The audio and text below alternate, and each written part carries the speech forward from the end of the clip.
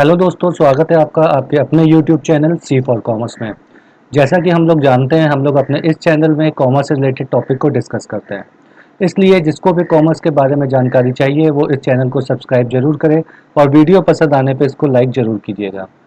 आज हम लोग अपने इस वीडियो में डिस्कस करेंगे स्वेट इक्विटी शेयर्स के बारे में। इसके बारे में हम लोग पढ़ेंगे स्वेट इक्विटी शेयर्स के बारे में। ठीक है, अब शुरुआत करते हैं कि स्वेट इक्विटी शेयर्स होता क्या है। देखिए, सबसे पहले हम लोग जानते हैं कि स्वेट का मतलब क्या है। स्वेट का मतलब होता है पसीना। और पसीना कब निकलता है? जब हम लोग मेहनत करते हैं, मजदूरी करते हैं। ठीक है, तो ऐसे ही जब कंपनी का कोई भी एम्प्लॉय कंपनी के लिए मेहनत मजदूरी करता है, ठीक है, कंपनी के लिए अच्छा काम करता है, तो कंपनी उसे खुश होकर कुछ रिवॉर्ड देती है। ठीक है, ये रिवॉर्ड कैश में भी हो सकता है और नॉन कैश आइटम भी हो सकता है। तो आज हम लोग इसी को डिटेल में पढ़ेंगे कि स्वेट इक्विटी शेयर्स होता क्या है। स्वेट इक्विटी शेयर्स के बारे में कंपनी एक्ट 2013 के सेक्शन 2 सब सेक्शन 88 में दिया गया है। ठीक है, कहाँ ये डिफाइन किया गया है? सेक्शन 2 सब section 88। Sweat equity shares are दो shares which are issued by a company, जो किसके द्वारा इशू किए जाते हैं? कंपनी के द्वारा, टू इट्स एम्प्लॉयज, एम्प्लॉयज को और डायरेक्टर्स को। ठीक है, एम्प्लॉयज को और डायरेक्टर को। आगे ध्यान दीजिए, एट अ डिस्काउंट और for consideration other than cash. ठीक है, या तो डिस्काउंट पे इशू किए जाते हैं या फिर कंसिडरेशन के तौर पे दिए जाते हैं। ठीक है, और ये दिया कब जाएगा? जब किसी एम्प्लॉय ने या डायरेक्टर ने for providing know how. Know how मतलब आपका क्या होता है? ठीक है, कोई भी टेक्निकल नॉलेज दी हो जिससे कंपनी को बेनिफिट हुआ हो।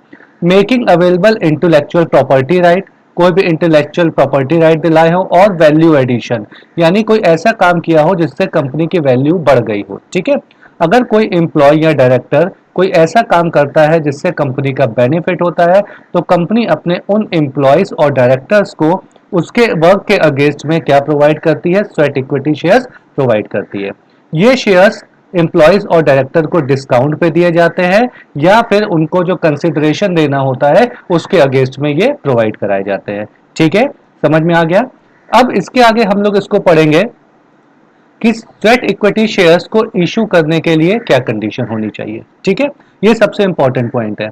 देखिए, स्वेट इक्विटी शेयर्स के बारे में किसमें दिया गया है? ठीक है, सेक्शन किसमें दिया गया है? सेक्शन 2 सब सेक्शन 88 में। ये ध्यान रखिएगा, ये इसमें स्वेट इक्विटी शेयर्स के बारे में दिया गया है और इसकी कंडीशन किसमें है? सेक्शन 54 में। ठीक है, कंपनी एक्ट 2013 के सेक्शन 54 में ये बताया गया है कि ऐसी कौन सी कंडीशन एप्लीकेबल होती है जब हम लोग स्वेट इक्विटी शेयर्स को इशू करते हैं। तो सबसे पहले ये कहां पे गिवन है? Section 54 of the company act 2013। Next, जब कोई भी company sweat equity share issue करना चाहती है तो उसे एक स्पेशल रिजोल्यूशन पास करना होता है। ठीक है, with the approval of 3/4 members के थ्रू वो अप्रूव्ड होना चाहिए कि हाँ ठीक है, हम लोग स्वेट इक्विटी शेयर इशू करेंगे। ठीक है, फिर उसके बाद अलॉटेड विद इन 12 मंथ, ध्यान दीजिए किसमें? 12 मंथ। ठीक है, allotted with in 12 month from the date when the special resolution was passed. Special resolution pass होने के 12 महीने के भीतर क्या होना चाहिए? कंपनी को अपने स्वेट इक्विटी शेयर अलॉट कर देने चाहिए। किसे अलॉट करने चाहिए? जो उनके एम्प्लॉयज हैं, डायरेक्टर, जिसे भी उन्हें देना है। ठीक है, अब ध्यान दीजिए, if the entity is listed company, वो लिस्टेड कंपनी, लिस्टेड मतलब वो स्टॉक एक्सचेंज में लिस्ट है, तो it has to abide by the SEBI regulation 2002। ठीक है, तो उसे जो सेबी रेगुलेशन 2002 है उसको फॉलो करना पड़ेगा।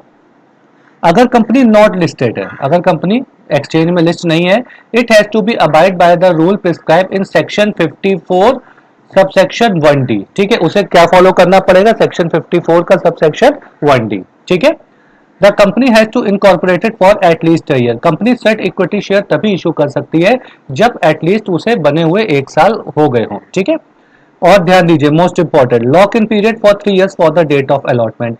जिस डेट को स्वेट इक्विटी शेयर अलॉट किए जाएंगे वहां से उसका लॉक इन पीरियड कितना रहेगा? 3 इयर्स। ठीक है, तो स्वेट इक्विटी शेयर्स का लॉक इन पीरियड कितना होता है?